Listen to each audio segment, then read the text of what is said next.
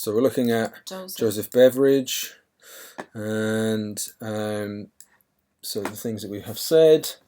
So good textures, yeah, useful for repurposing.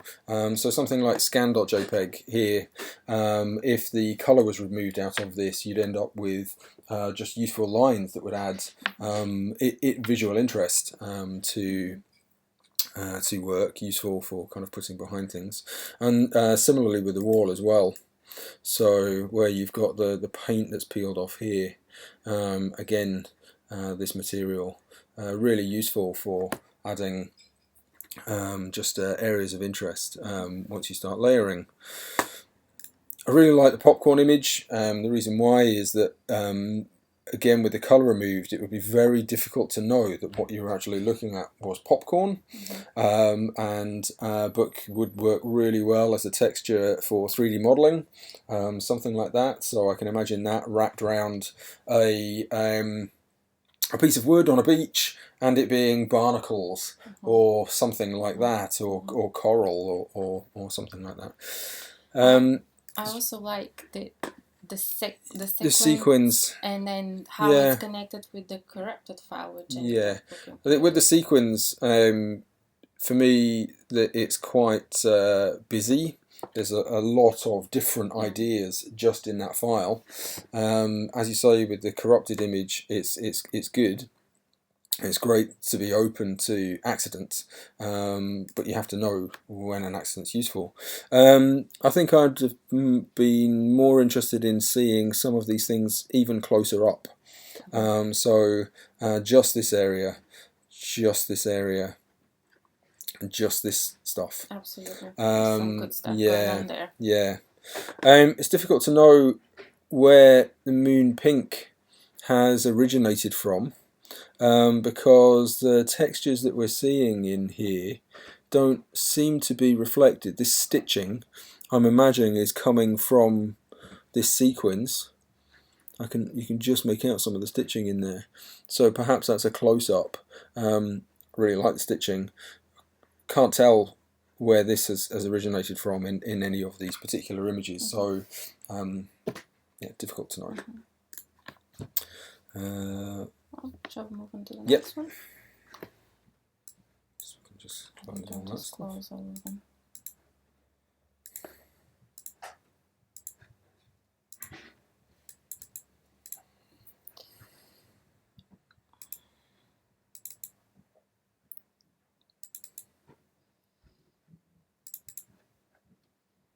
Donna Carpenter. Let's see what she has to say.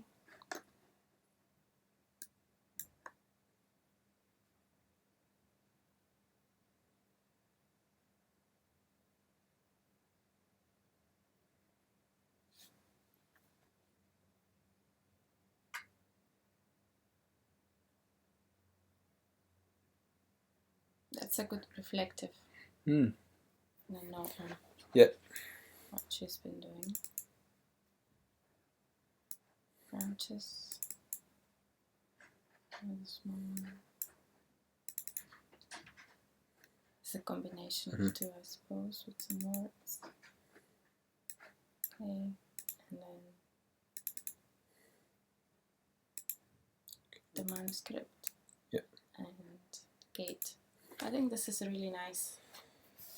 Could be a beginning of some kind of visual piece. Yeah, I think sometimes with the scale of these images, it's difficult for them to be useful.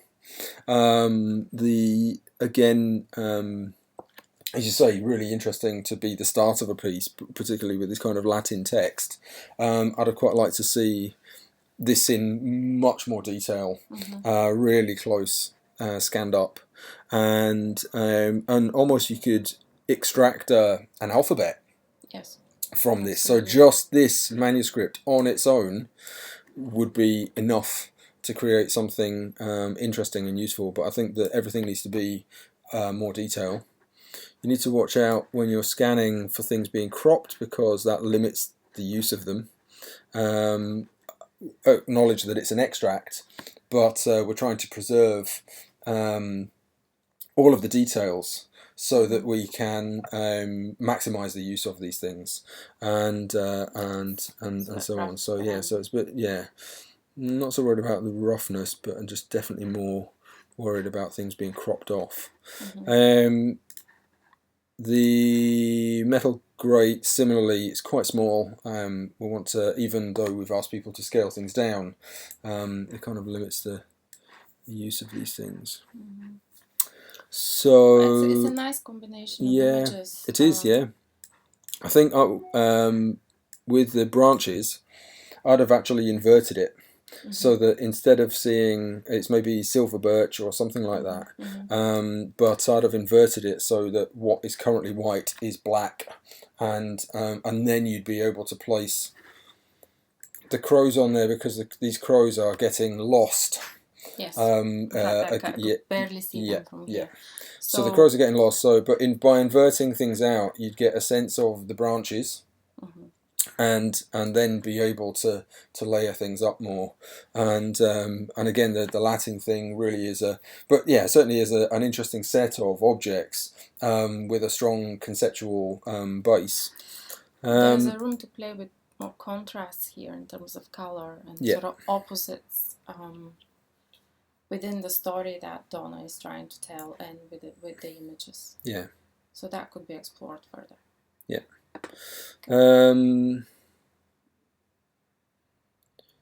So just generally this text, these two things really tie nicely together. I think that with the ravens and the crows, it would be interesting to turn these more, as with the branches, into vectors, and again that would kind of make them more useful, perhaps. But yeah, it's a good story. So next, once I come back, so Mary, and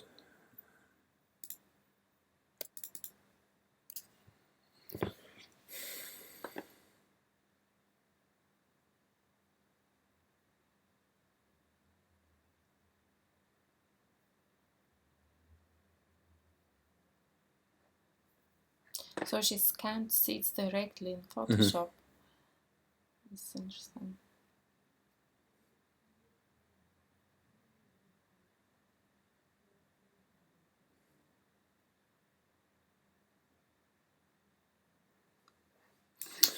So a good set of processes, useful experimentation, very aware to the range of material that you can get by playing with thresholds, and reflecting on that. So this kind of notion that high settings lose detail, and so on, and that sometimes you might have a number of different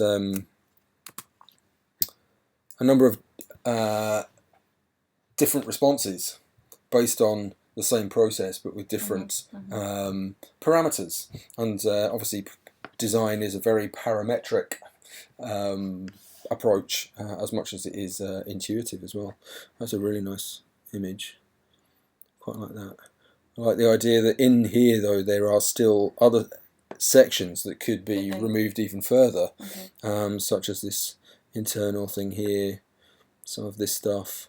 And be interesting to know what you could make of just with even those items as well.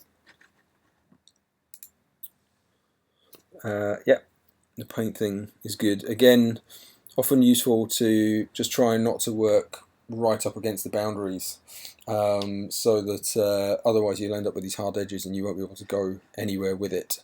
I think I'd have maybe kind of worked on this with some of these black areas, so that the image was in fact self-contained by cleaning up this area and so on. Because on a screen, yes, we can work with the boundary condition. So the boundary condition obviously being the edges of your screen or a website or a web page, but you can't always guarantee where those are going to be. So by not having a boundary condition in your image, you can accommodate for that as well. The pixelated thing is interesting. there's a lot of information in here. It'd be useful to try and turn some of these things into to QR codes. You know, that maybe there's a few too many pixels in there. It's difficult to actually see anything in it. But as with things like the Matrix, or there's a book called Snow Crash by a cyberpunk author, which again describes when your machine crashes and it's just what you see is snow. And so this in here, there's a little bit too much, but it's kind of lacking detail, I guess. I thought there was a PDF in the end. There is a PDF as well. Yeah. So here we can see so the sycamore things that have been extracted to vectors, and so that's quite nice as well. I really like these little kind of broken elements inside it. Makes it looking organic and natural. Yeah. And again, it shows what these could be used for, because in some ways they look a bit like birds already. Obviously, the wings of things can be used for flowers and so on. I think it would be interesting to see some of these things combined. I'd have liked to see, what might some aspects of the doily have looked like combined, growing out of one of the sycamores. Yeah, so if this was reversed out and sitting neatly inside here, then you have a really interesting combination of the very organic, but also, this is still organic, but it's kind of geometrical and mathematical, and so something, and so those two things would create a really interesting image together, and similarly with the paint as well. So by bringing this much more detailed aspect into here, or taking with the pixels, is to multiply the pixels against this, and what you'd end up with then is this kind of organic thing, but the pixelated version of that, this almost kind of computer rendering of the sycamore seeds. So yeah, there's lots of opportunities to make something really interesting in that set of material, but what we're missing is that combination.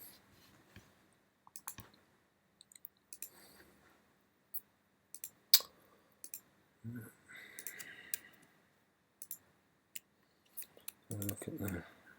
I'm curious in that you reading the document first, and I like to look at the things first, and then see kind of what were they doing. Oh, yeah, I like that. That's very nice. That's really interesting. Yeah. Even in here there are. You could just use this image to get multiple items out of it. Quite like to see them closer up, but obviously you're kind of working maybe with the materials that are there. That's nice, yeah. That's interesting. That's interesting too. Really like the reflections and so on.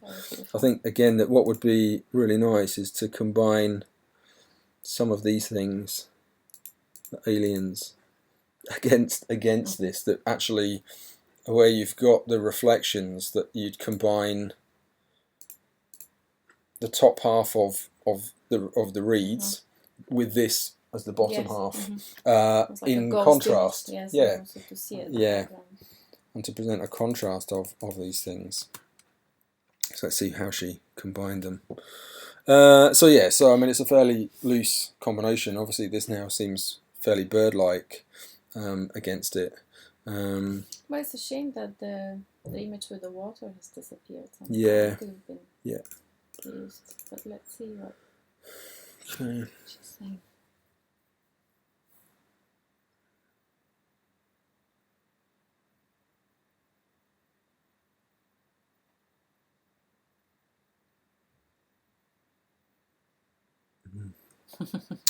Yep. Another interesting story emerging here. Yeah.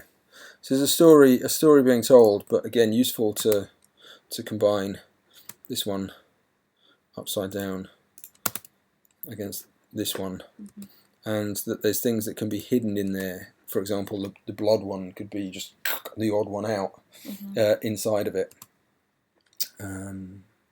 Yeah, I think that's where it's interesting that as part of the feedback process, obviously time-wise, do you actually say, well, look, I'll make it. Out of the things that you've got that somebody's made, I'll make it so that we can say this is how it could have been. In a couple of cases with the people that did the taster last time, I did that because there were so few people submitting. With our own students, you can never do that. You've got to maybe the way that we're trying to do the flipped classroom this year, there's scope for doing things. Right, let's quickly take this and that and show and put it together. Well, based on the feedback, there's nothing to stop them to do this further, so they'll have access to this file. Yeah. Michael? Yeah. That's very abstract. Very difficult to know what that started as. Same here. Less abstract. All right. Good. Yeah, I like the fact that various things have been removed from here to make something that is kind of more useful. We'll see then what's been made of this. Okay. Right, so I don't think that there's a combination there. Okay. Like sometimes, so referring back to these, I think that it's again where there's interest here is what's happening at the edges more so than in the middle. I'd be tempted. This for me would be a good candidate to feed into a vectoring process. So in Illustrator, the fact that you can open up a JPEG or a GIF and you can trace it to vectors, just to clean up some of what's happening at the edge, because it is just a bit pixelated. So it's from a sticker, it looks like. Yeah, one sticker, baseboard.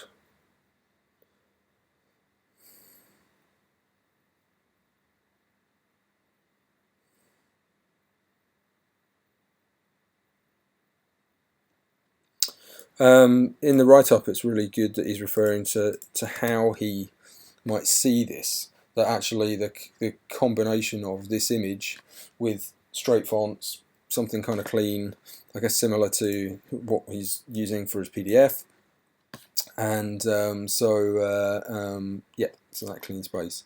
I think that again with these kind of poster spaces, you need to be careful how usable is a kind of a round space, but certainly you can make these kind of things work. Haven't really thought about the usage of this one. Okay, I didn't really challenge myself, but it's okay. It's fair enough. It's good to do technical exercises. Obviously, they become then skills based. It does seem to be quite small. We're trying to scan things in as large as possible, and maximize all the use of it. I mean, in something like this, there's many useful aspects to it. Again, here, so that could be one part on its own. That's another one. This thing, the leafy parts. All of these kinds of things are useful in their own right. The fonts as well. Yeah. So the question is, I guess, how far do you go in extracting materials? There's not seem to be a write-up here. Not for the all right. Okay. All right. So that's good because they're in one. They seem to be in the piece themselves. It's very helpful. Yep. Yeah. Very, very good cleaning up. And whether that's because of either vectorizing or maybe sometimes again actually redrawing the space, but as an extraction, that's really clean, and it makes me think of Scottish Widows in there. Yeah, but a really interesting style. Quite like this section as well.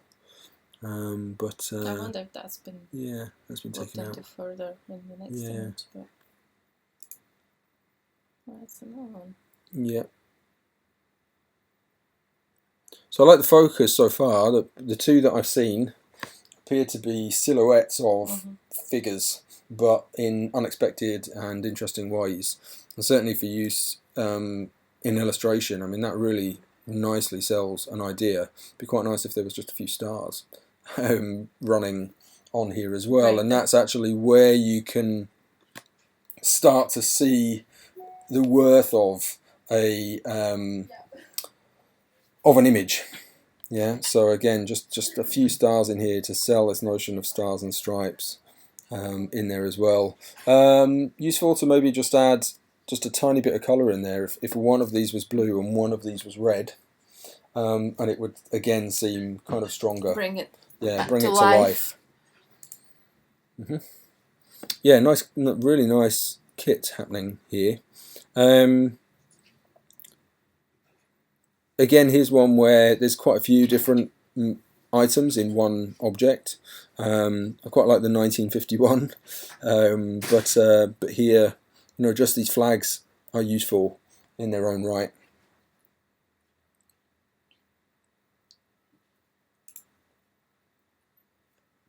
I think this one's the least interesting of them. It seems to pull away from the kind of the people thing. So here's a person, here's a person, here's a person, and now we have a fish, and yeah.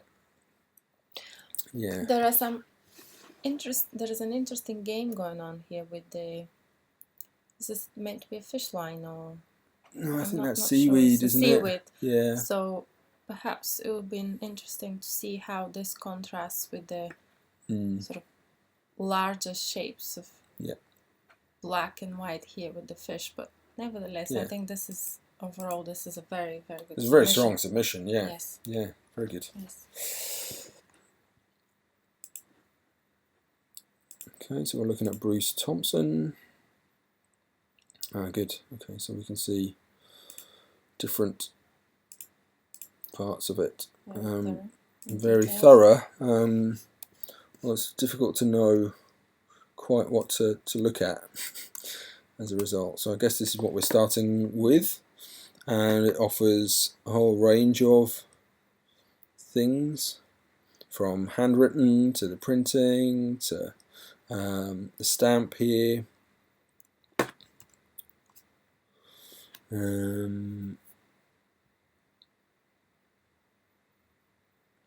Yeah.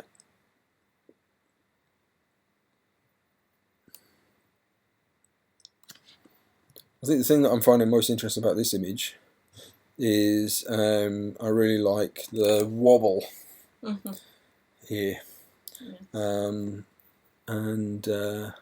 this. So yeah, these two bits, particularly this j'accuse, is really interesting. Quite like this down at the bottom.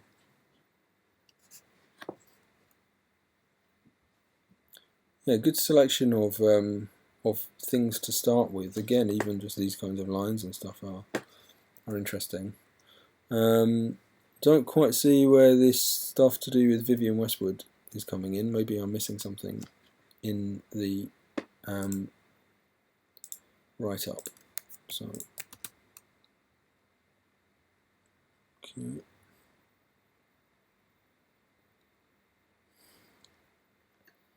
Very thorough set of images showing a whole range of textures applied to just two recurring shapes.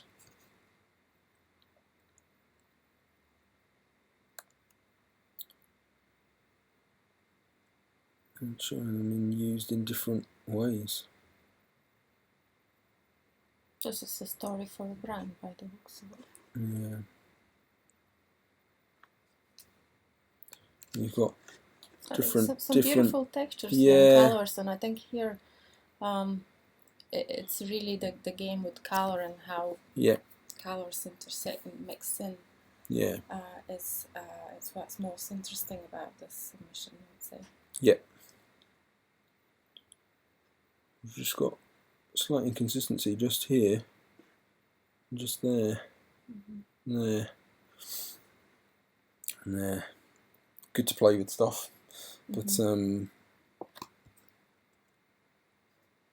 yeah, the colours and the textures are really stunning. Obviously, these kinds of things, there's a lot that can go wrong in the printing, and very expensive because it's lots of colour. So that's good too. Let's have a look at the phrases. So there's a lot of material here. It's difficult to know quite what we've started with, and where we're going. It is very developed. I'm not sure if this is part of the activity or maybe it's just sharing some of the work that it possibly is just sharing. That he's done, but it's nice to see that. Yeah, there's a lot here. I think that it is not part of the activity.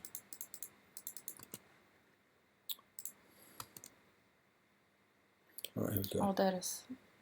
Yeah.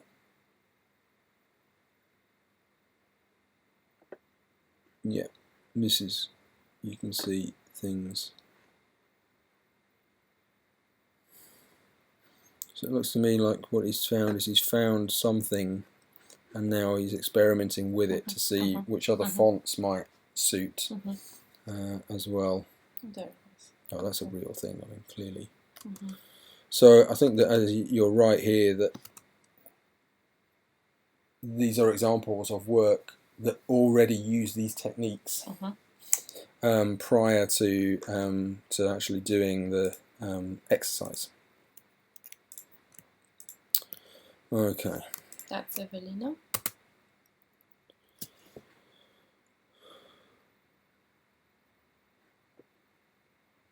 Again, interesting just because of what you've got is not clean edges and so on. Difficult to know what we were looking at even. Like this, but don't like the fact it's cropped. Would like to see the whole. Yeah. Yeah, like this. But again, would want to. Yeah, it's a tag, but really needs to be cleaned up, made stronger. Bring all this stuff back out again. I think here I'd have got rid of the grey around here and reinforced the grey in the centre and ended up with something yeah, punchy and pointy and strong. Yeah. This one's the odd one out in that it's got depth and the other things are flat. So a flat poster or something like that. Yeah, something scanned in, something graffiti, but this being scanned in as a button. So here I'd actually look at ways to try to flatten the depth, actually extract even more from it, and again using curves to do that. So yeah, combination. Well, we can see where this has come from. Again, here I think that some of the other things might have been stronger. So to take the text from here and combine it with some of this stuff. The tag has disappeared. So yeah. I know, so it's this one. Or again, ways to tuck these two together. To tuck these two together, like the A, for example, and inside there, shapes, yes. yeah, would fit really nicely. There is a text in it. Yep. Okay, clue characters. Again, I mean, the thing with these characters is, in some ways, they are too plain. That what we want is characters that are interesting because they are warped in some way or degraded, eroded. The question that I'd ask there is, if you like the characters because they are clear, why wouldn't you use typography to do that?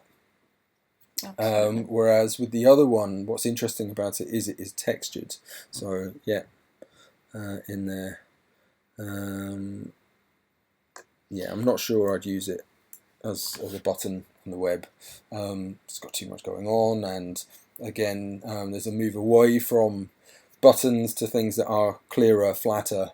But that's not to say that you can't challenge these things. But certainly there is appreciation of texture here, and that we see from Avellino. Yep.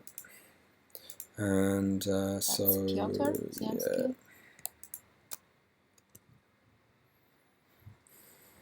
Like this. I like the fact that there's this reflection in there. I like the text.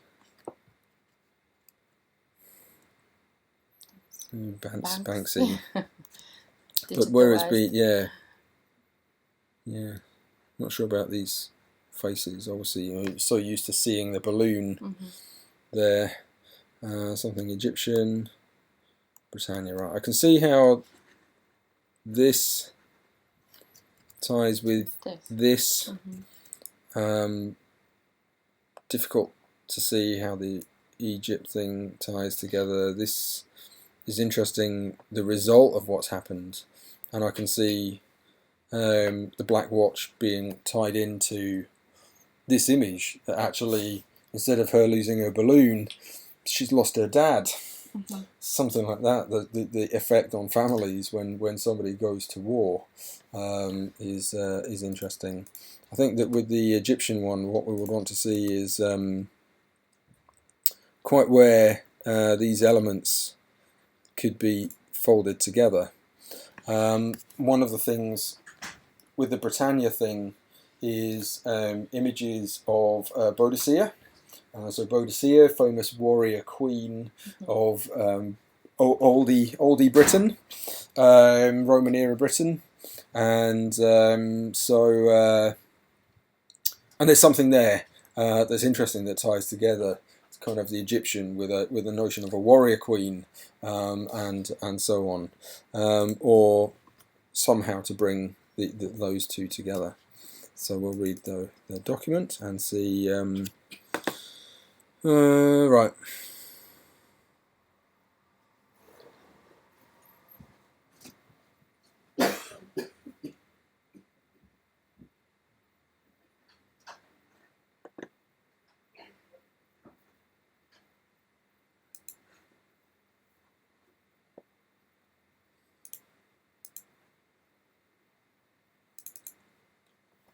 So the document doesn't really suggest quite why these images are extracted. What is it about Banksy that you love, and how might these images relate to each other?